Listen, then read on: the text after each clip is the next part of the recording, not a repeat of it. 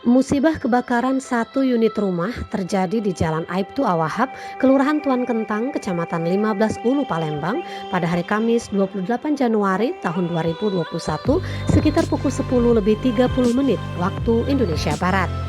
Kebakaran tersebut menghanguskan satu unit rumah. Api juga sempat menyambar 4 rumah yang berada persis di samping asal api. Beruntung keempat rumah tersebut hanya mengalami kerusakan ringan. Berdasarkan informasi yang berhasil dihimpun, rumah tersebut adalah milik Yasrofi. Ketika terjadi peristiwa kebakaran, keadaan rumah dalam keadaan kosong. Sebanyak 7 unit mobil pemadam kebakaran dari Seberang Ulu 1 dikerahkan guna berusaha memadamkan api. Butuh waktu sekitar 1 jam petugas pemadam kebakaran berjibaku memadamkan api. Ketua RT 15 Aprizal mengatakan dirinya tidak mengetahui penyebab peristiwa kebakaran.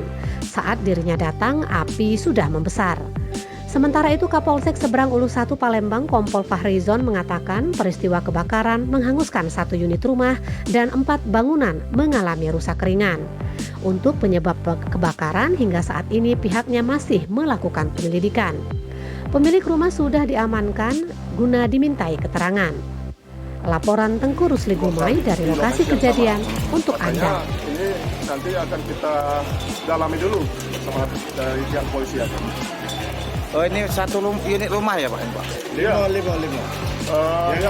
Yang habis satu unit rumah, yang terkena dampak ini ada sekitar 4 rumah lainnya rusak ringan. Ada korban jiwa Pak? Alhamdulillah tidak ada.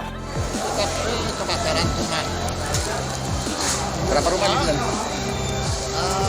Satu rumah milik Pak Robi untuk angkut alas. Dugaan sementara Komandan? Kita sementara memperkirakan adalah kebakaran yang terjadi hanya setengah jam sudah bisa dipadamkan. Ini untuk yang pemilik rumah memang ada di tempat atau gimana Dan? Kita ada di tempat sekarang. Berarti kondisi rumah kosong. Rumah lagi kosong.